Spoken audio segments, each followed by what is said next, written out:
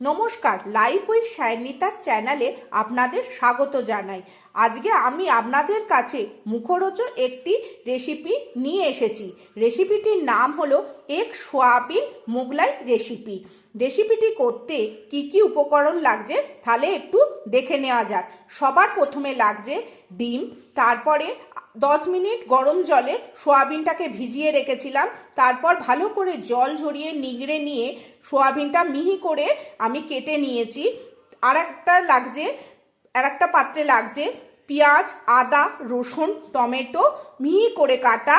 আর একটা পাত্রে লাগছে পেঁয়াজ আর কাঁচা লঙ্কা কুচি, আর নুন, হলুদ, লঙ্কা গুঁড়ো পরিমাণ মতো।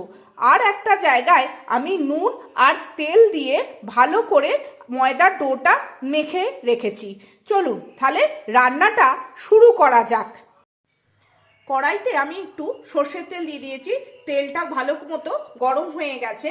তারপরে আমি এই যে আদা, রসুন, পেঁয়াজ আর টমেটোটা কুচিয়ে রেখেছি সেটা এই গরম তেলটার মধ্যে আমি দিয়ে দেব। দিয়ে ভালো করে আমি একটু কষতে থাকবো।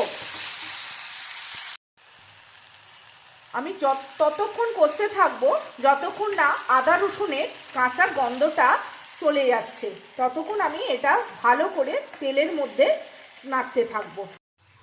মশলাটা আমার ভালো করে ভাজা ভাজা হয়ে গেছে। তারপরে আমি এই হলুদ গুঁড়ো, লঙ্কা গুঁড়ো আর নুনটা এই মশলাটার মধ্যে দিয়ে দেবো। দিয়ে আরও 2 মিনিটের জন্য ভালো করে কষতে থাকবো। তারপরে কষা কষা হয়ে গেছে। তারপরে এই যে সোয়াবিনটা ছোট করে যে কুচিয়ে রেখেছিলাম সেই সোয়াবিনটা আমি এর মধ্যে দিয়ে দেব। দিয়ে আবার ভালো করে একটু মিক্স করে নেব। সব শেষে একটুখানি গরম মশলা গুঁড়ো দিয়ে ভালো করে নেড়ে আমি গ্যাসটা অফ করে দেবো। তারপরে আমি একটু ঠান্ডা হতে দেবো। ডিম ফেটিয়ে নিয়েছি, তার মধ্যে অল্প একটু নুন দিয়ে দিয়েছি। আর যে পেঁয়াজ আর কাঁচা লঙ্কাটা মিহি করে কেটে রেখেছিলাম সেইটা এর মধ্যে আমি দিয়ে দেবো পুরোটা। তারপরে এইটা দিয়ে এর মধ্যে যে সোয়াবিনের পুরটা করে রেখেছি সেটাও আমি দিয়ে দেবো। দিয়ে ভালো করে আমি এই ডিমটার সঙ্গে মিক্সড করতে থাকবো।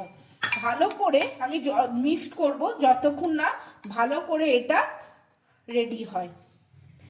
তারপরে আমি ওই যে লেচিটা মেখে রেখেছিলাম সেখান থেকে একটা ডো কেটে এই পুরটা কিছুটা আমি এইটার মধ্যে দেবো। ভালো করে দিয়ে এটাকে আমি মোগলাই আকারে মুখটা মুড়ে দেব।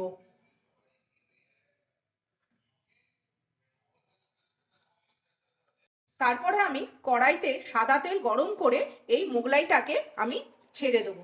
দিয়ে মিডিয়ামের থেকেও কম আছে এটাকে আমি ভাজতে দেবো। ভালো জোরে দিয়ে দিলে তাহলে ভেতরে কাঁচা রয়ে যাবে।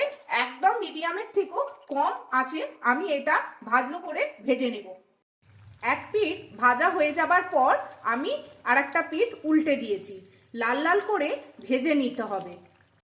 দেখুন আমার ভাজার পর কেমন জিনিসটা দেখতে হয়েছে। টমেটো সস দিয়ে এটা সার্ভ করতে পারেন, না হলে একটু শসা পেঁয়াজ দিয়েও খেতে পারেন। অবশ্যই এই রেসিপিটি আপনারা বাড়িতে তৈরি করে খাবেন। খুব সহজ উপায়ে এই রেসিপিটি বানানো যায় আর খুব টেস্টি হয়। যদি ভালো লাগে অবশ্যই একটা কমেন্ট করবেন, লাইক, শেয়ার আর সাবস্ক্রাইব করে দেবেন। Thank you.